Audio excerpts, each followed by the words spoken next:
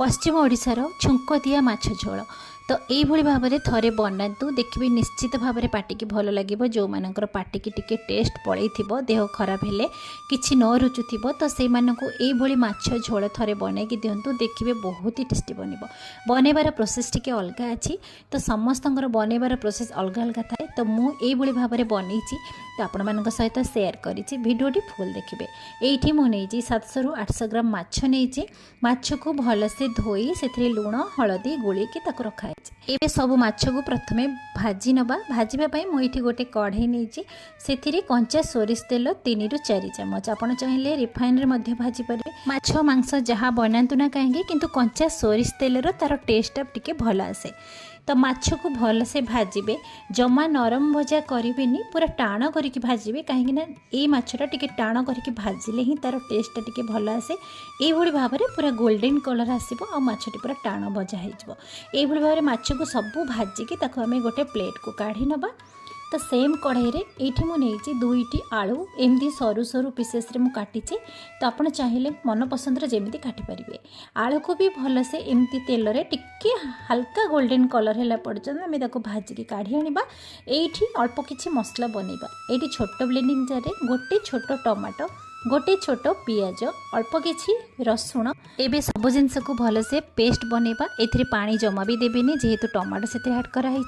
एबे मसला को साइड रखिबा। एठी जो तेल बळी तो एतिकी तेल रे ही माछ बनैबा। 2 रु 3 चमच पाखापाखि सोरिष तेल बळी थिला सेथिरे अल्प किछि पंच फुटण गोटे छोट पियाज को काटिकी सेथिरे ऐड करिछि। अल्प किछि भृसंग पत्र तो बाटिकी रखिथिबा मसला को मध्य सेथिरे ऐड करबा। एठी देखुथिबे टिके वीडियो प्रोब्लेम अच्छी तो जेहेतु कैमराटा टिके खराब हो गला तो सेथिपई एमती वीडियो आसीची तो प्लीज सेथिपई सॉरी। तो एबे आमे सब मसला को भल से एमती कसिबा आ मसला रु तेल छाड़िबा पर्यंत आमे ताको कसिबा। गैस रो फ्लेम को स्लो करदेबा। या भितरे चलतु आउ गोटे मसला बनैबा। एठी मसला बनैया पुणी गोटे छोट ब्लेंडिंग जार नबा। सेथिरे 2 चमच सोरिष मो सोरिष को धोई देइथिली जेहेतु सोरिष रे जदि बाली थिबो तो बाहरी आसीबो। सेथिरे 2टी कंचा लंका अल्प किछि रसुण गोटे चमच जीरा आ गोटे चुटकी हळदी देकी अल्प किछि पानी देकी तार गोटे स्मूथ पेस्ट बनैबा। सोरिष बाटिला बेले ध्यान रखिबे अल्प किछि टिके हळदी देकी बाटिबे। सोरिष खाली बटा जाएनी। तो एठी मसला बटा सरीगला। तो एठी मसला बढ़िया से कषि सारा परे अल्प किछि लंका गुंड अल्प किछि हळदी गुंड स्वाद अनुसार लुण सोरिष मसला जो बाटी थिले सेथिरु 3 चमच सोरिष मसला देखि आमे ताको पुणी भल से कषिबा। आउ सेथिरे 2 रु 3 चमच हमर जो मसलार पानी सेथिरे ऐड करिबा। जेहेतु मसलाटा सुखिला ही आसी काले पोड़ी जीवो तो सेथिपई अल्प किछि पानी देकी आमे भल से कषिबा। भल से कषि सारा परे टिके सुखिला ही आसीबो आमे सेथिरे ऐड करिबा भाजिकी रखिथिबा आलू। आलू को 2 मिनिट पर्यंत टिके कषि नबा मसला रे कहीं आलू जेहेतु अल्प समय भजा होता तो मसला रे टिके 2 मिनिट पर्यंत कषि नेबे। तापरे आमे एठी ऐड करिबा गरम पानी।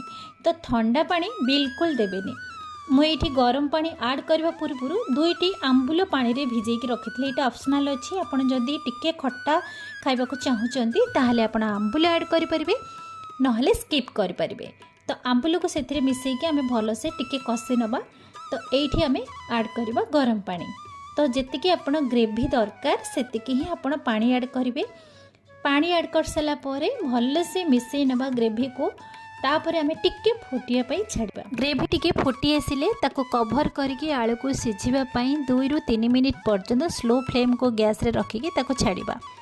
2 रु 3 मिनिट परे एठी आमे चेक करबा। देखंतु आलू हमर सिझी जाईची। जदि आलूटी सिझी नथिबो तो आपण आउ 2 मिनिट पर्यंत कवर करके ताको छाड़ी पारिबे। एबे भजा माछ को सब ऐड करके टिके गोली नबा।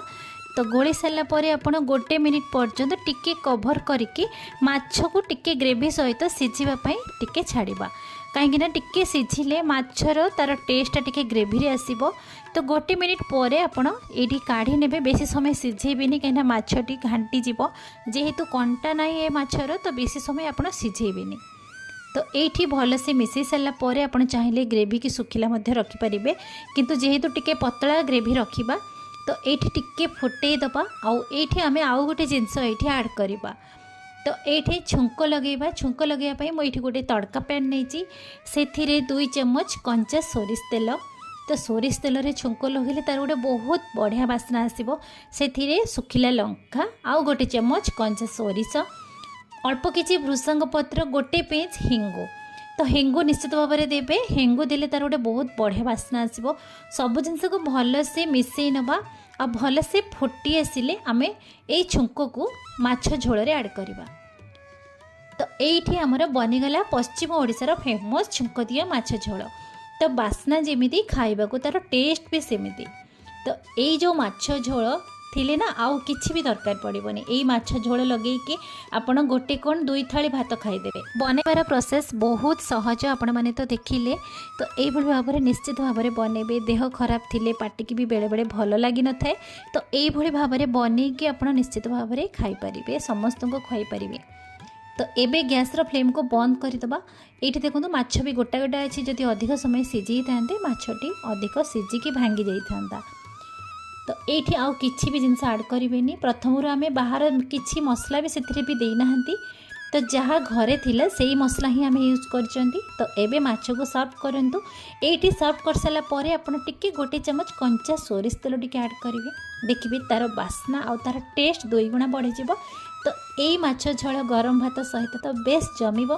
पश्चिम ओडिशार फेमस छुंक दिया माछ झोल निश्चित भाव में आपण मानक पसंद आसीथिबो। जदि पसंद आसीथिबो बिंदुरोसई चैनल को सब्सक्राइब करेंगे। पुणी देखा नुआ वीडियो रे। नमस्कार।